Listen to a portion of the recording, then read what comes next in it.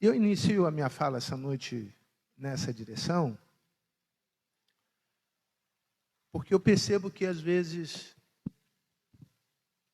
daqui da frente dá para ver de forma muito mais clara, nítida. Quem está aqui consegue enxergar o que vocês estão fazendo aí. Que o Espírito Santo às vezes tem dificuldade de entrar. Pastor, mas ele não está dentro? Essa é uma cosmovisão paulina. E eu sou adepto a essa corrente de interpretação que o Espírito Santo está na vida de todo aquele que tem Jesus. Amém? Todos que têm Jesus Cristo, o Espírito Santo está ali. Mas também o apóstolo Paulo diz que nós precisamos fazer algumas coisas. A primeira dela, não entristecer o Espírito Santo. A segunda, andar no Espírito Santo. Se você pegar lá no original, você vai entender que andar tem uma série de coisas para que você possa andar com ele.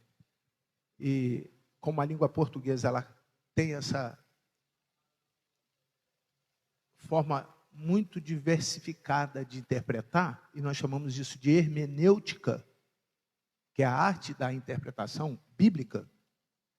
A hermenêutica também pode ser jurídica, pode ser pericial, pode ser contábil, ou seja, a interpretação de qualquer coisa pode ter várias formas de se encontrar uma mesma verdade. É isso. Analisando o contexto, o pano de fundo histórico, a data, a autoria, são elementos para você entender o texto. Mas tirando isso, andar com o Espírito dá a entender que eu estou aqui e ele está aqui. Não eu estou aqui e eu estou aqui. Essa é uma crítica para um evangelho moderno, onde nós vemos as pessoas ensinando as coisas, às vezes, meio que louca. Como, por exemplo, que é pela ação do homem que Deus vem e se manifesta. Nada que você faça muda o plano de Deus para esse momento agora.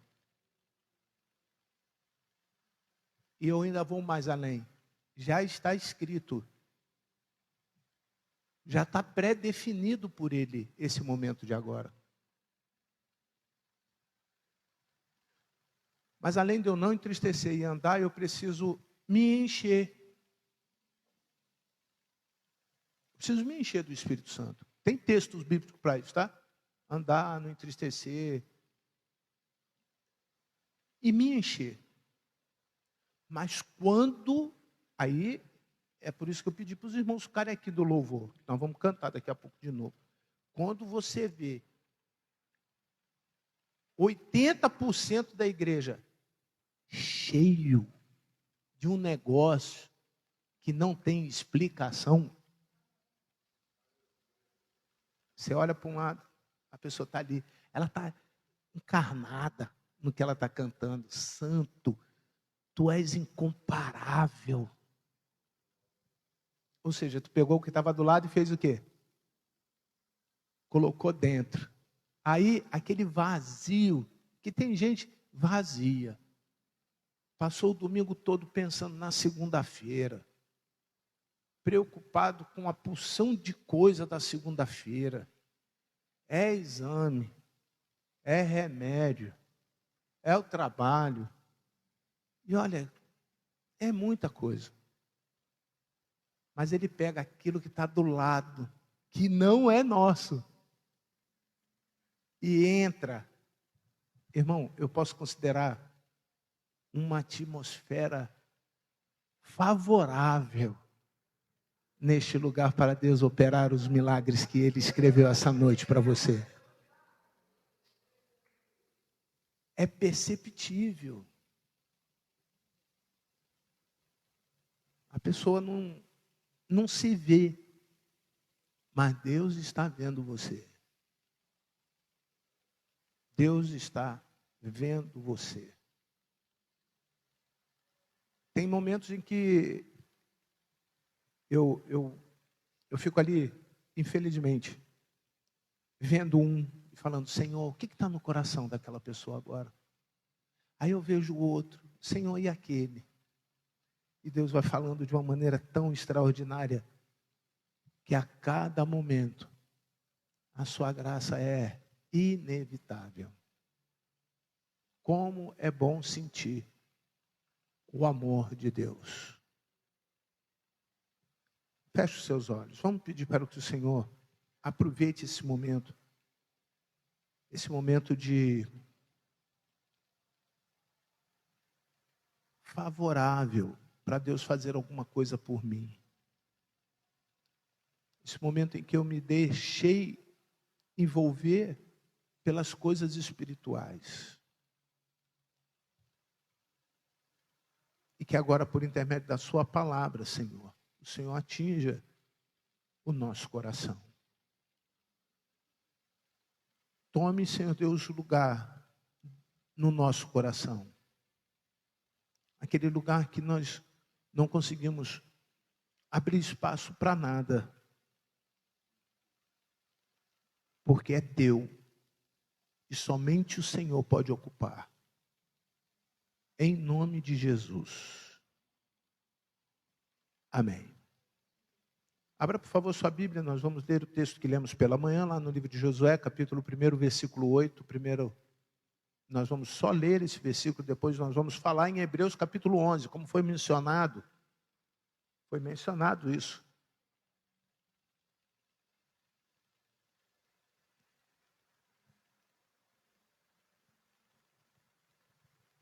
Vamos juntos, me ajude, por gentileza. Não cesse de falar deste livro, da lei, pelo contrário, medite nele de dia. Então, vamos lá. De dia, EBD. De noite, culto à noite. Tem gente que ainda tem aquela velha cultura religiosa, que eu nunca fui católico, né? Estou fazendo apenas uma referência.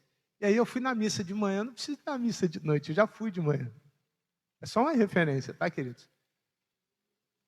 Se amanhã tivesse culto, e eu tenho pedido a Deus para que nós nos organizemos para isso.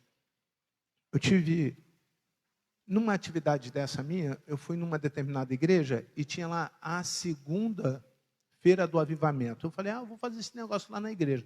Aí nós fizemos uma quarta-feira, lembra que nós fizemos 7 semanas do avivamento? Aí eu fui em outra igreja, eu vi outra coisa, da cura e libertação. Eu falei, agora nós vamos fazer na quarta. Por que na quarta? Porque a quarta-feira, irmão, já é hábito nosso. Nós já temos a cultura de estar aqui na quarta-feira, mesmo com os nossos trabalhos, com as nossas dificuldades. Então eu coloquei. Aí, essa semana agora que passou, eu fui num lugar, tinha lá, segunda-feira, obrigado, amado, segunda-feira da resposta.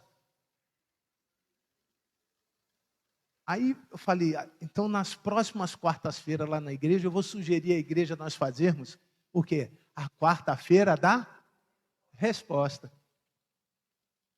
Pastor, mas pode copiar? Irmão, se funciona lá, pode funcionar aqui. Não tem problema nenhum. E eu acho que nós não estamos copiando, nós estamos só nos apropriando do que é de Deus.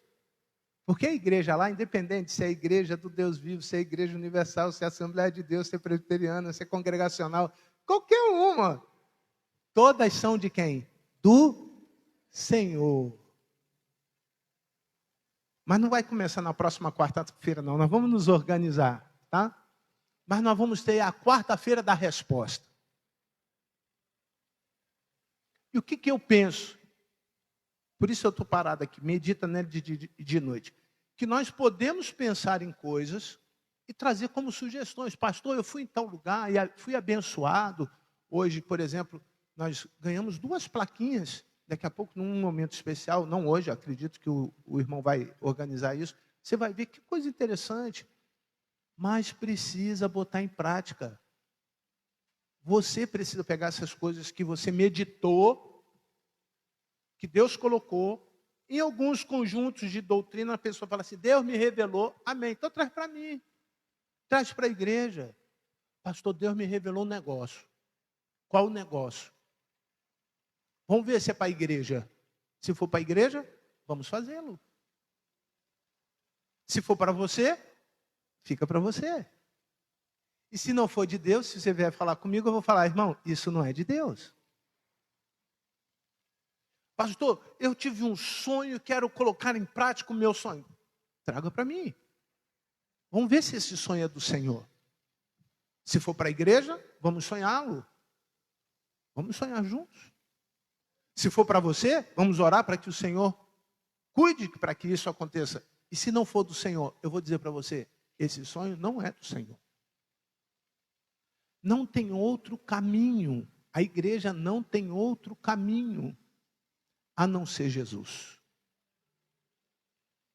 Nós precisamos trazer tudo da nossa vida para a palavra. Pastor, recebi uma profecia. Vocês não estão na internet não, né? É o quê? Ah, tá bom. Eu recebi uma profecia. Pastor Lucas, dá um jeito ali, pastor. Porque eles estão na internet. Se é da igreja, para a igreja, vamos recebê-la. Se é para você, é para você. Mas se não for do Senhor, não é do Senhor. É mais importante isso do que qualquer outra coisa. Quando nós estabelecemos essa regra, o que é para a igreja é para a igreja, o que é meu, e o que é do Senhor, a gente consegue colocar em prática, como diz aí o texto finalzinho, cuidando de fazer segundo tudo que nele está escrito. Coloca em prática. É importante você colocar em prática. E aqui é o lugar de se praticar isso. Seguindo essa orientação, eu fiz menção a alguns heróis na fé lá no livro de Hebreus, agora Hebreus capítulo 11, versos 4 em diante.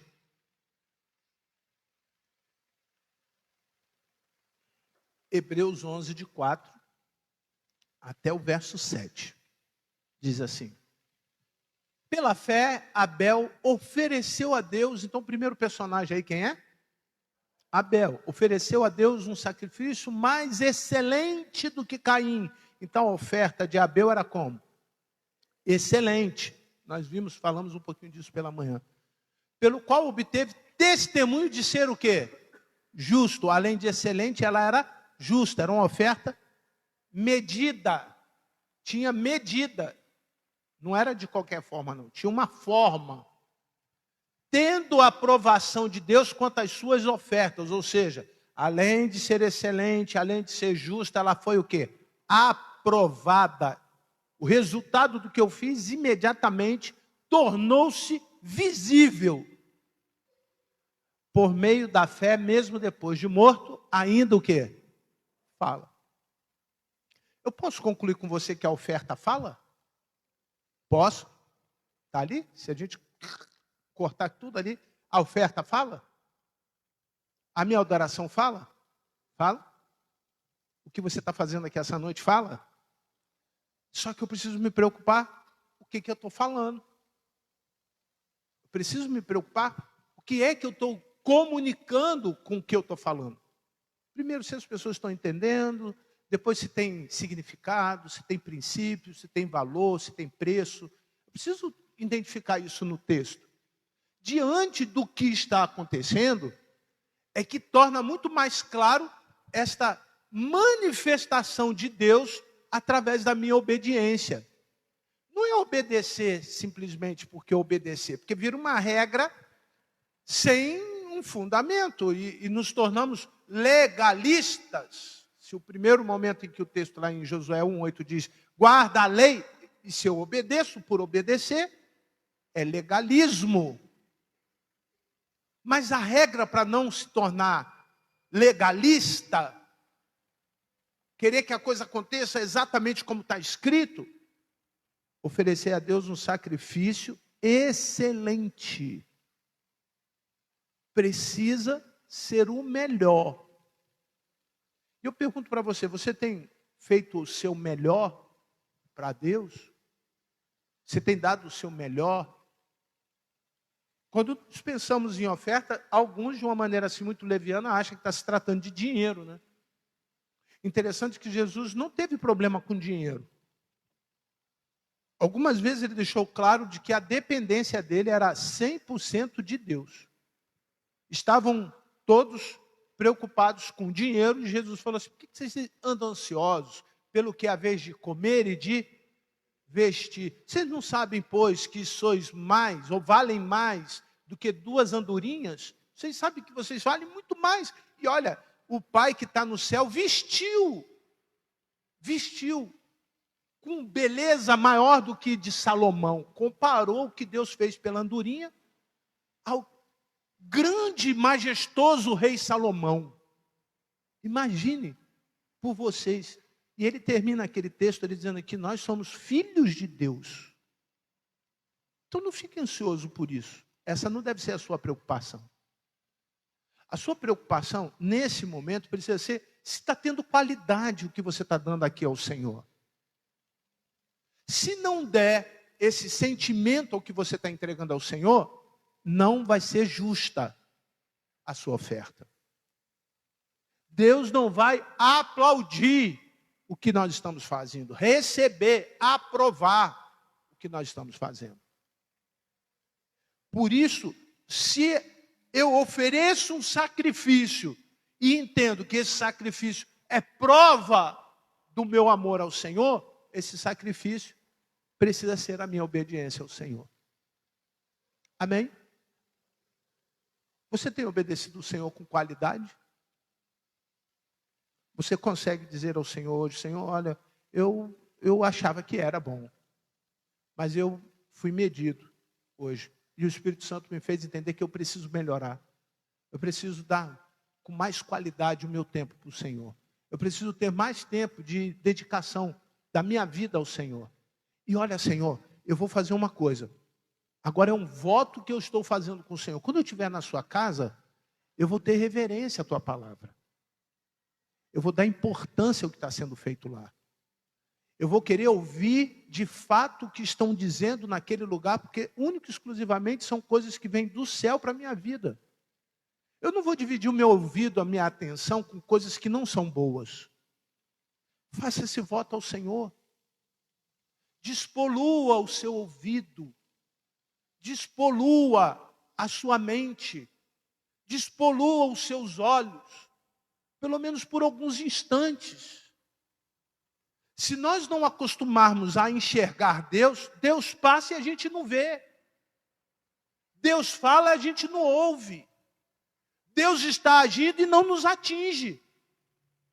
Porque estamos, na verdade, de alguma forma, não preparados para Deus. A obediência gera em mim um cuidado. Porque nós nascemos com uma carteirinha de desobedientes. Para nós carimbarmos atrás o selinho da obediência diária, é uma luta. Isso não é mole, isso não é fácil. Então desligue um pouquinho, desconecte um pouquinho da vida. Essa vida que traz uma porção de coisa ruim, que é ruim mesmo. No mundo tereis coisa boa, parque, diversão, cinema, futebol, piscina, dinheiro à vontade. Foi isso que Jesus falou, né? Foi assim? Não, vocês vão acordar, mar de flores, beleza, sexo 24 horas, alimentação e pronto. Acabou o problema da nossa vida. Irmão, a tua vida é mais do que isso. Medíocre o homem que acha que a vida é só isso. Tem vários cemitérios aqui. Várias pessoas, sepulcros caiados. Vazios, com a mente poluída, suja, com o coração sujo, sem Deus. E chega como se tudo isso Deus quisesse. Deus não quer isso. Deus não quer. E graças a Deus que tem Jesus, porque se não tivesse, quando você entrasse na presença dele desse jeito, o fogo comia. iria sair fogo do céu, só para deixar o lugar santo. Pra vocês terem uma ideia, não está aqui não, está aqui. Não está escrito aqui não, está aqui na minha cabeça.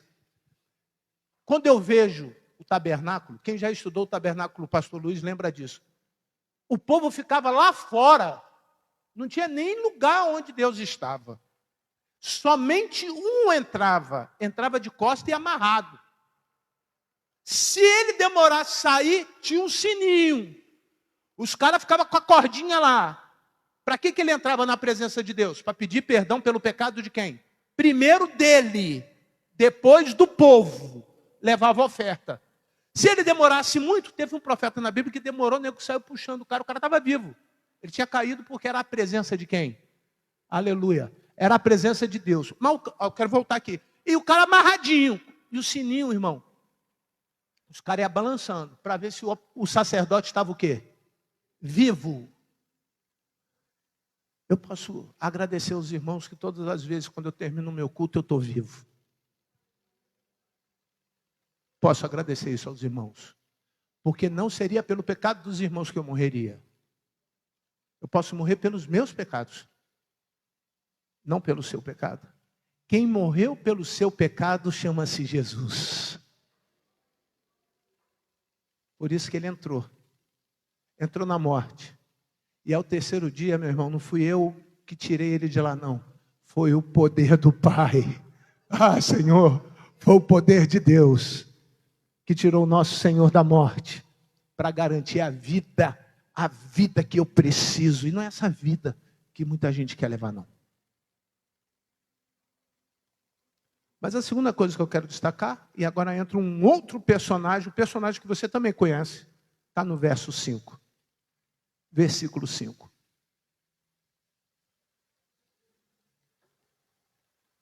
Vamos ler? Pela fé, Enoque foi levado a fim de não passar pela morte. Qual é o nome do personagem? Qual é o primeiro? Abel. Qual é o segundo? Você sabe o que acontece com Enoque? Enoque vem numa geração que todo mundo, meu irmão, que geração ruim. Geração ruinzinha. Vai lá ler para você ver em Gênesis. Enoque obedeceu a Deus. Obedeceu tanto a Deus que Deus falou assim: você não vai precisar morrer. Porque o salário da desobediência é o quê? Então, ele chegou num estágio que ele não precisava morrer. O cara deveria ser bom. Concordam? Sim? O que ele fez? Olha o que ele fez. Entre tantas outras coisas, o texto fica muito claro o que ele fez. A fim de não passar pela morte. Não foi achado, porque Deus o havia o quê? Está a história lá, está escrito. Agora completem. Pois antes de ser levado, obteve testemunho de que havia o quê? Agradado a Deus. O que Enoque fez? Agradou a Deus. E eu queria que você se confrontasse. Mas a palavra aqui, nesse momento ali, é testemunhar. Existe o ato objetivo da testemunha.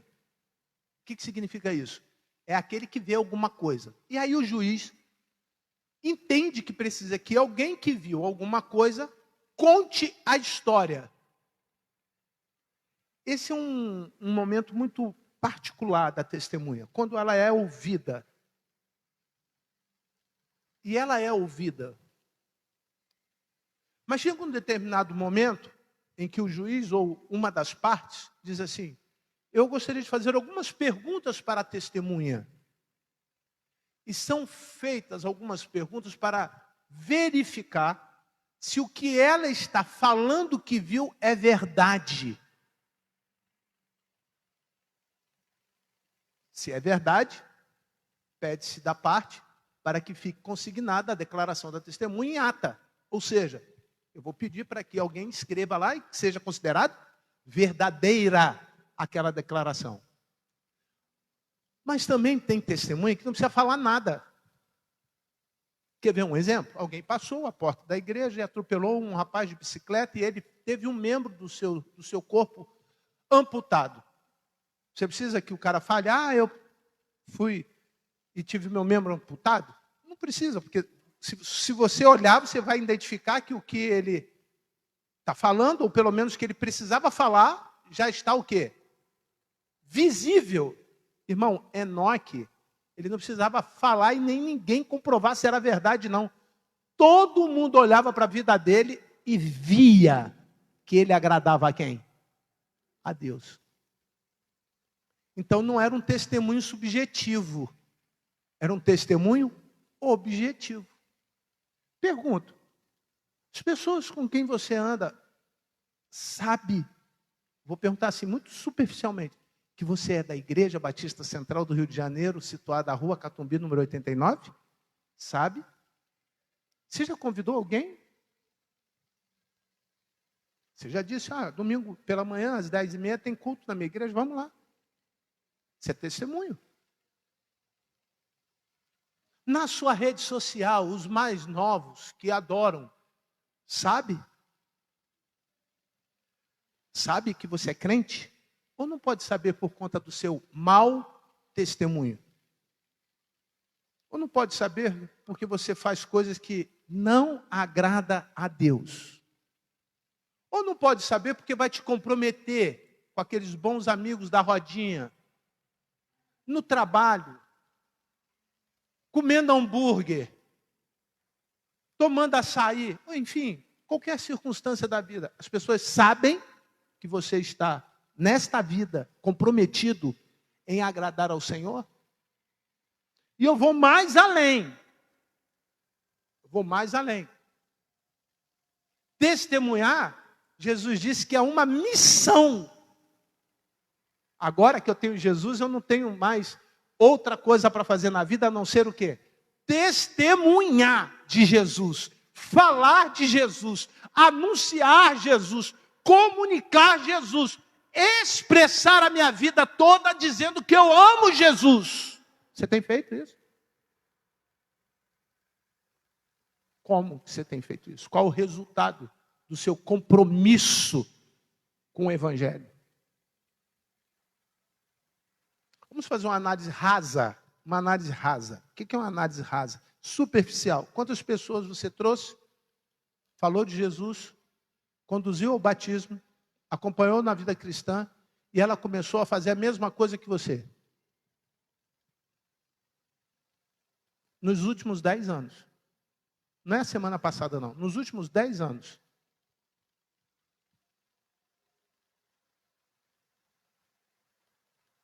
Irmão, isso é obedecer. Isso é obedecer. É a sensação de que todo mundo está me olhando agora, nu, e eu estou prestando conta para um Deus que me conhece desde o ventre da minha mãe. Ele sabe exatamente o que eu estou pensando agora. Ele sabe o porquê que eu estou pensando o que eu estou pensando agora. Ele sabe o que eu vou pensar daqui a 1 minuto mais para frente. Esse é o Deus que nós servimos. Um Deus que espera que eu e você o agrade com uma vida de testemunho. Não somente conhecendo a verdade, mas também anunciando a verdade.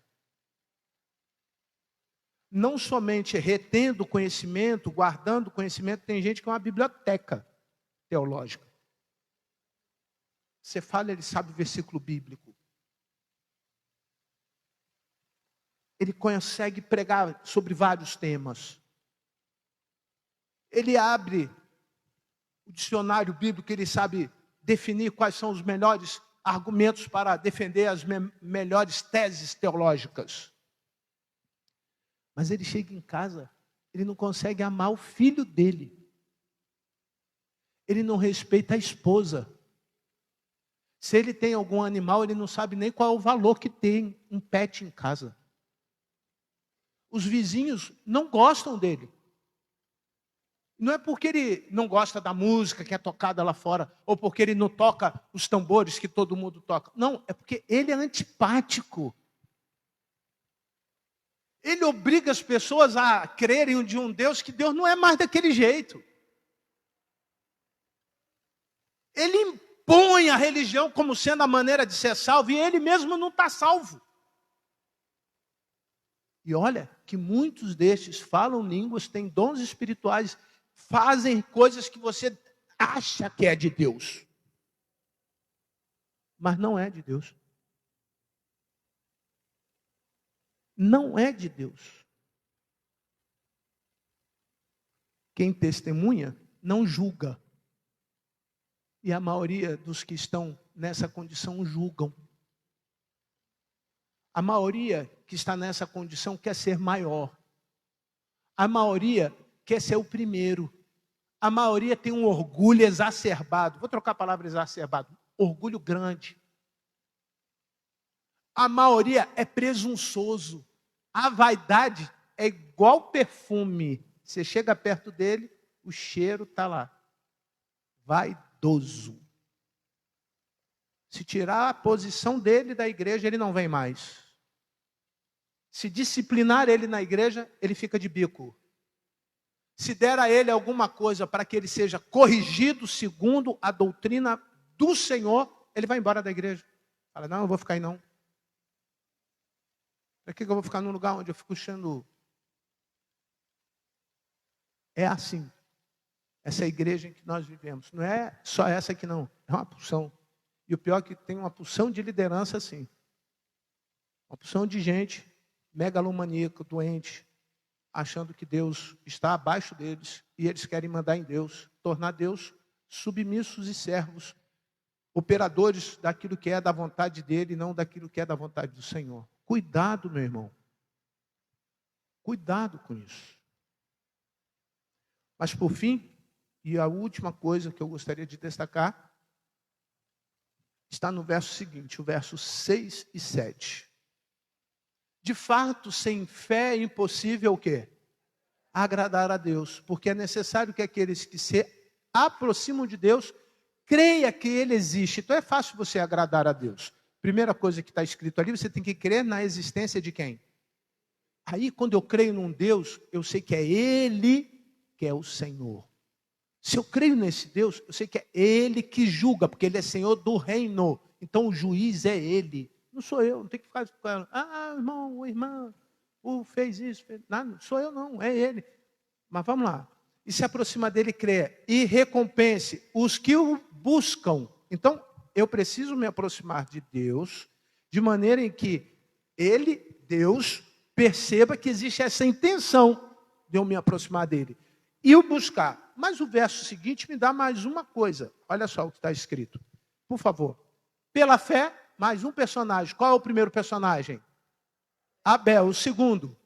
Enoque. E agora o terceiro personagem. Qual é? Que geração? Geração igual a de Caim, horrível. A geração igual a de Enoque, horrorosa. E a de geração igual a de Noé? Pior do que as outras duas. O que aconteceu na geração de Caim? Caim foi expulso e foi uma geração ruim. Ponto. Não vou entrar em detalhe. O que aconteceu com a geração de Enoque? A mesma coisa. Mas na geração de Noé, o que Deus fez? Destruiu aquela geração. Mandou chuva, chamado dilúvio. Deu para entender?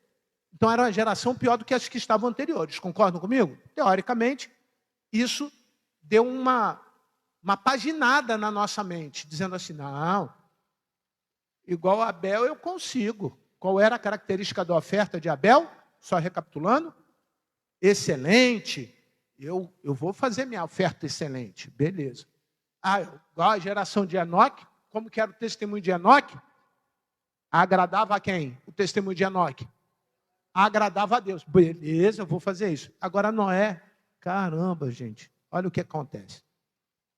Pela fé Noé, divinamente instruído a respeito de acontecimentos que ainda não se viam e sendo temente a Deus, construiu o quê? Arca, para quê? Para a salvação de uma família. Assim ele condenou o mundo e se tornou herdeiro da justiça de que vem pela fé. O que está acontecendo aqui? Eu preciso ter uma aliança para essa geração. Essa geração que também vai ser destruída, a nossa geração também vai ser destruída. Jesus veio, agora não vai ter mais água. Jesus veio, não vai ter mais fogo. Alguém fala, vai acabar com o fogo. Irmão, isso tudo é fantasia. Vai vir bomba atômica, acabar o mundo. Irmão, não sei como, mas está lá escrito que vai acabar. Para mim o que interessa é isso, vai acabar. Ponto. Eu estou na geração que vai acabar. Então essa geração é comparada à geração de quem? E o que eu preciso fazer? Aliança. Com quem? Com Deus. Obediência é construção de aliança. Você tem aliança? Você casou? Você tem aliança com Deus? Primeira coisa que eu vejo aqui nessa aliança, primeira característica, divinamente instruído por quem? Por Deus. Quem que deve dizer como eu preciso fazer a minha aliança com Deus? Deus. Pastor, tem um manual? Não. Tem não. Tem a Bíblia. Qual é o manual de quem quer fazer aliança com Deus? A Bíblia. Mas o senhor consegue resumir a Bíblia para mim? São 66 livros, mais de 15.438 versículos. Você consegue resumir o Velho Testamento, que são 39, e o Novo, que são 27. Você consegue ver os livros poéticos mais destacados e aqueles que são mais históricos, para eu entender? Consigo. Mas se eu fizer isso, eu estou construindo a minha relação com Deus, e essa aliança é entre eu e quem? E Deus. Eu não posso pegar a minha aliança e dar para você. Não vale. Porque tem o meu nome. É individual. Intransferível. Bom, se eu pudesse dar uma para cada um aqui, todos fossem salvos. Está salvo, está salvo, está salvo, está salvo, está salvo, está salvo, está salvo. Ali, está salvo, está salvo, está salvo, está salvo, está salvo, está salvo, está salvo, está salvo, está salvo, está salvo. Aí passou para o irmão, está salvo, fico feliz com a presença do irmão. Está salvo, está salvo, está salvo, está salvo, está salvo, está salvo. Vou lá para a galeria. Todos aqui já foram salvos. Vou lá para a galeria. Daniel, o pastor Vinícius, o pastor Luiz, a Adriana, e a última que está sentada lá atrás, a Daniele. Também está salva. Pronto. Podemos morrer. Então todos o quê? Salvos. É assim? Não. Isso depende de você. Isso não depende de mim. Coloca isso na cabeça. Não depende de você. O que Deus tem que fazer. Mas depende só de você o que você tem que fazer. Não espera ninguém ligar para você vir na igreja. Não espera ninguém ligar para você para ir para a corrente de oração. Para subir um monte. Para vir para a terça da esperança. Para a quarta da resposta. Irmão, só são mecanismos que a gente inventa com a direção de Deus para ajudar você a fazer uma aliança com quem? Com Deus. E depois que você fizer essa aliança com Deus, irmão, construa a sua arca. Olha o que está ali. Ele viu, sendo temente a Deus, construiu o quê? Uma arca. Para quê? Para salvação. Eu analiso de maneira muito fria que quando nós estamos aqui, eu particularmente, é a arca. E ainda está com a porta aberta. E nós somos o Noé. Falamos geração perversa. Vocês não estão com medo da vinda de Jesus? Entrem, ainda tem espaço para vocês. É de graça a festa. Que nós vamos fazer, o que estamos fazendo aqui é festa. Pode vir, vai chegar uma hora que a porta vai fechar. E de repente, o Senhor volta e a porta faz o quê? Fecha. Lembra no tempo de Noé? Muitos ficaram lá fora, acharam que Noé estava o quê? Louco. A aliança que você precisa fazer, as pessoas precisam olhar para você e falar assim, é louco. E isso que ele está falando aí, é loucura. Isso não vai acontecer assim, não. Vai passar mais 1 milhão de tempo. Eu falei de Jesus para uma pessoa, ele faz parte da Academia Brasileira de Filosofia. É um dos chamados notáveis. Espírita, estuda a Bíblia, conhece muito a Bíblia. Aí ele falou assim, pastor, o senhor acredita que Jesus vai voltar? Ou está voltando? Eu falei, acredito. Mas do jeito que está escrito na Bíblia, eu já quebrei logo, ele falei assim, irmão, eu só acredito. Ponto. Não vou entrar em discussão. Eu acredito. Eu acredito. Ponto. E aí ele perguntou, mas a Bíblia não diz que... E começou a argumentar. Eu falei, irmão, deixa eu falar uma coisa para você. O tempo que você está pensando em argumentar, não é mais fácil você acreditar, entregar a tua vida para Jesus e esperar? Vou ficar preocupado se a cada segundo nasce 7.728.000 crianças, então cada uma dessas crianças, antes de ouvir Jesus, Jesus não vai voltar. Eu estou lá preocupado se vai nascer 7.728 crianças por minuto na Terra. É mais fácil eu acreditar e esperar. Eu acreditei e estou esperando. A hora que morrer, morri e fui para o céu. A hora que não morrer, estou esperando Jesus voltar. Aí ele falou assim é mais fácil, né? Eu falei, mais fácil. Porque eu vou ficar preocupado se o anjo vai vir, tocar trombeta primeiro, a igreja vai subir, depois os mortos vão sair do cemitério. Irmão, eu estou preocupado comigo. Não quero saber se vai virar para baixo, virar para cima, se primeiro vai ter guerra no céu, acabar lá com fogo, o nego está com ar. Eu estou nem preocupado com isso. Eu acredito que Jesus vai voltar. Preciso me manter fiel até o final. Ter certeza que meu nome está escrito no livro da vida. E fazer o quê? Esperar. A hora que acontecer, eu vou embora. E vou viver eternamente no céu. Vou viver para sempre ao lado dele. Não vou discutir com A, B, C ou D. Eu tenho algumas perguntas, como sempre afirmei, eu tenho algumas perguntas para fazer para Deus, para Jesus, e nessa ordem eu começaria assim, Deus, isso é muito bom, todo dia eu senti o teu grandioso amor. Aí eu vou para Jesus, Jesus, como o Senhor teve paciência com Pedro? Caramba, rapaz, o Senhor teve paciência com aquele cara chamado Pedro. Depois eu vou para Abraão. Abraão, me conta aí, como foi aquele negócio de sair da tua casa, da tua terra, da tua parentela, largar tudo, e você vai com um cara chamado Lote perturbando a vida inteira. O cara passou a vida inteira perturbando o cunhado, rapaz, que coisa. Aí eu vou para Davi. Davi, que mole que tu deu, Davi. Cheio de gente para tu pegar, tu vai pegar logo a mulher de Urias, rapaz. Ô, irmão.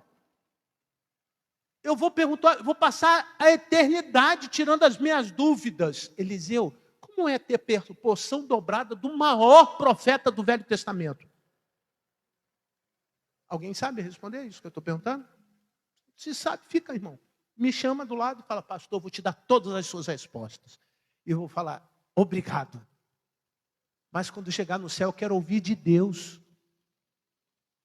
Eu quero ouvir dele. E eu sei que vai ter esse momento em que eu vou poder falar com ele. Eu vou poder falar com ele. Se eu não obedecer, eu não vou falar com ele. Se eu não dedicar a minha vida, se eu não ofertar a minha vida, eu não vou falar com ele. Se eu não testemunhar, eu não vou falar com ele. Se eu não tiver uma aliança com ele, meu irmão, esquece. Você não vai falar nada com ele. Você vai falar com outra pessoa, menos com ele. Amém? Você gostaria de ter esse Jesus no seu coração? Vamos.